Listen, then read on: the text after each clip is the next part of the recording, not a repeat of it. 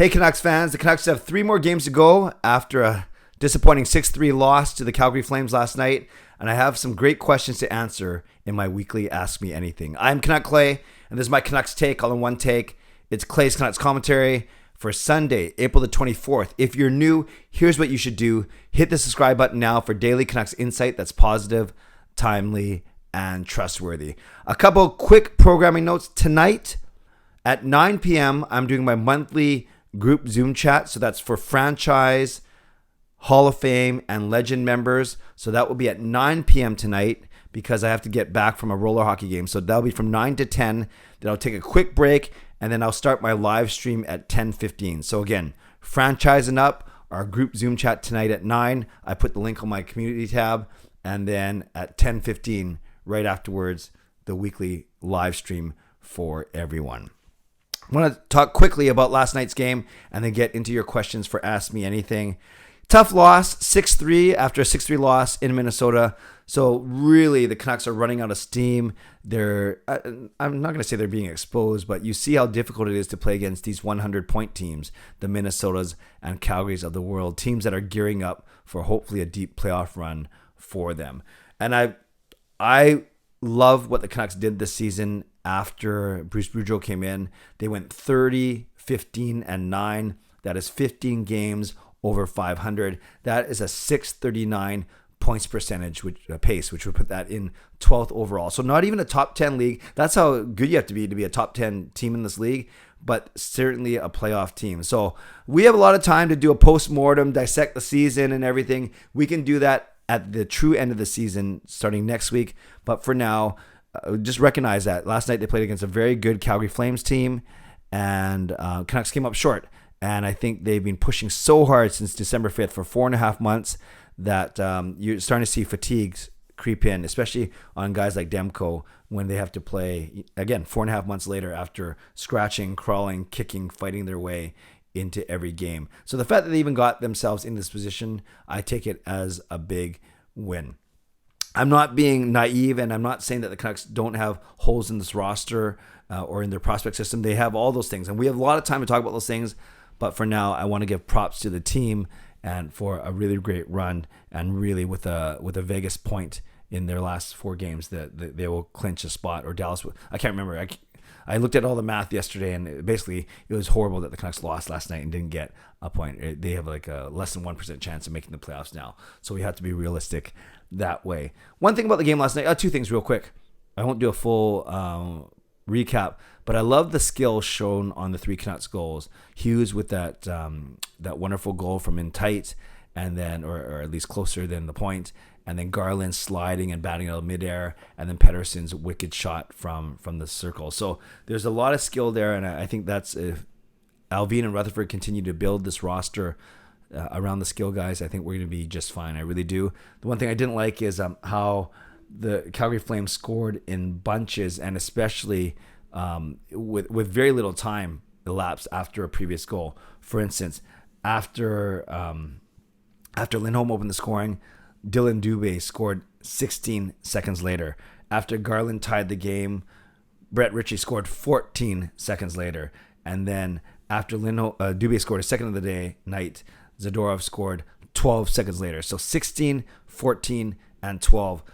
A combined 42 seconds for the Calgary Flames to score follow-up goals. So that was a pretty tough part of last night's loss. So that was an abbreviated game recap. So tell me what you liked, tell me what you didn't like, and tell me one other thing in the comments below. Okay, let's get to your questions. Some really good ones this week.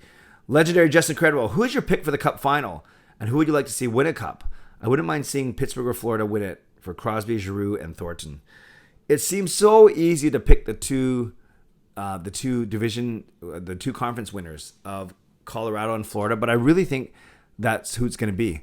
I really think that those are the 2 teams that have really shown the most, and as long as there's no fluke, they're basically the 2 best teams. When it comes to favorite teams, Vancouver 1, Winnipeg 2. They're both not in. Tampa is my 3rd favorite team, and Colorado is my 4th. So because Tampa's won the last 2, I would love to see Colorado win it. I wouldn't mind to see Florida win it, quite frankly. So, but I do see it being a Colorado-Florida final, and I think Colorado's gonna win it this year. I really do. I think Florida's got a lot of firepower too, But I think it's Colorado's time. That's just my gut feeling. Next question. I with all due respect, I can't read the name because it's in a different type of script, but I want to read the question. The year that the Canucks lost to the Golden Knights in the playoffs, a lot of players were lost in the offseason. Do you think that if the Canucks kept all the same players, they would have made the playoffs the ensuing season? Also, do you think that Chris Tanev is better than Oliver Ekman-Larsson in terms of fit and overall?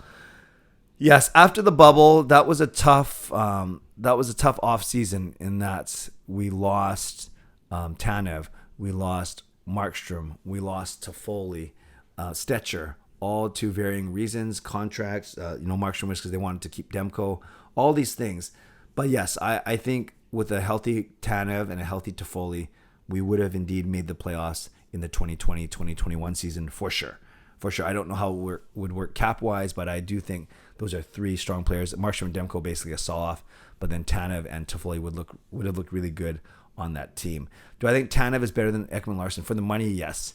I think when he's healthy, he's solid. He can provide the same amount of offense almost as Ekman-Larsson. Maybe not overall in his career, but even more solid defensively, and I'd say a more rugged player.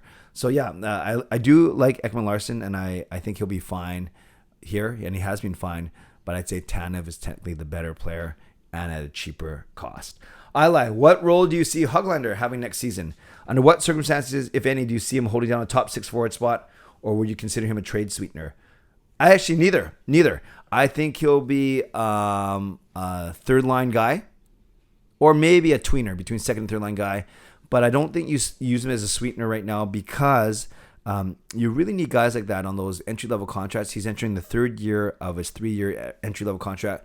With the Canucks so tight against the cap, you need guys like him who can outperform his contract. I do think I was looking at actually all the stats from the 2019 draft. He's like 5th or 6th in games played, ahead of a lot of guys like Podkolzin and Zegras and Caulfield and others. So I really like the potential in Höglander.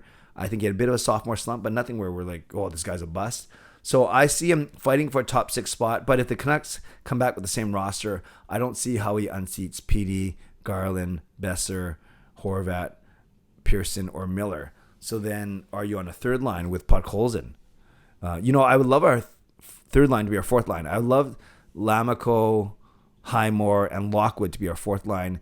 And then you have a third line of maybe if Dickinson's still here, of Dickinson, Höglander, and Podkolzin, something like that. So I see him being a top 9 forward, but not necessarily a top 6 forward.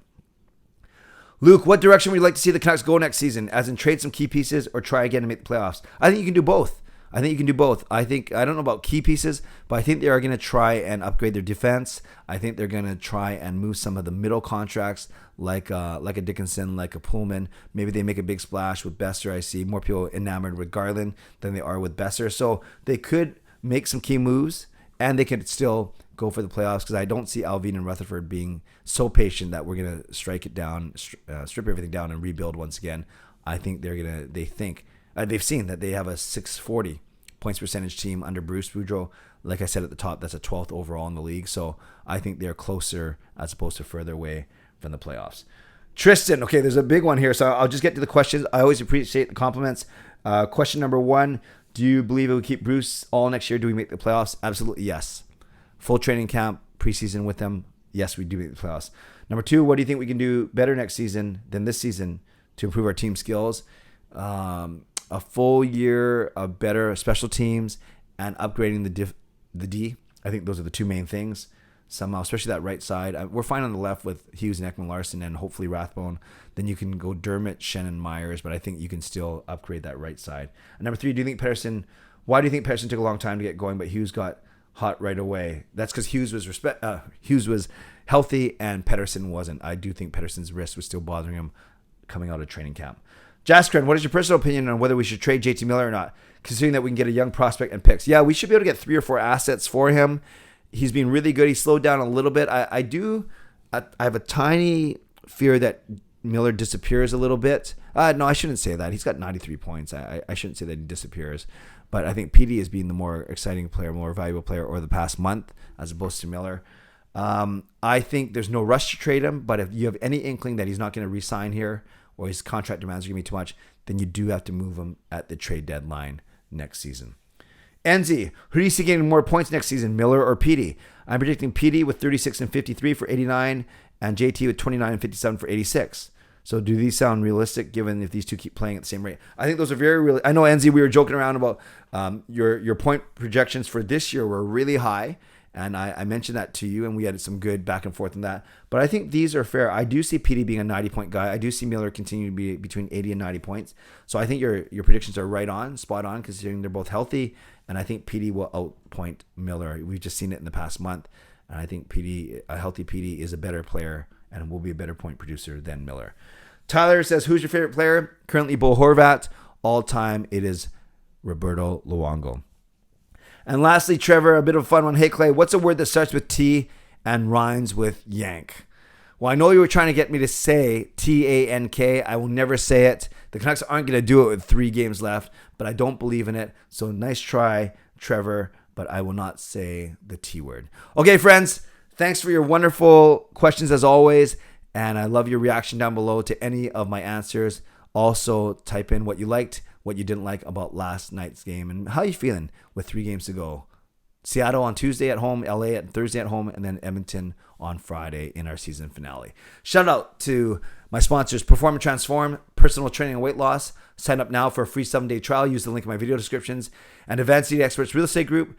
Contact Jason Lim and his team for all of your real estate needs. Thank you, legendary Lucas Gates, legendary Justin Credible, legendary Andrew Chang, Hall of Fame members, Jens95, Sim Alexander, Chris Seifert, Adam Brewfield, Shannon Hollingworth, HSM Fangirl Gaming, Smooth Groove, and Carol Bovelander. Thank you for your support as always, and thanks to the support of all members of all levels. You're listed in my video descriptions. If you want to become a member of the CCC Crew, press the join button underneath this or my videos on the memberships tab on my YouTube channel. If you got this far, 12 minutes into the video, today's secret code word will be rollers.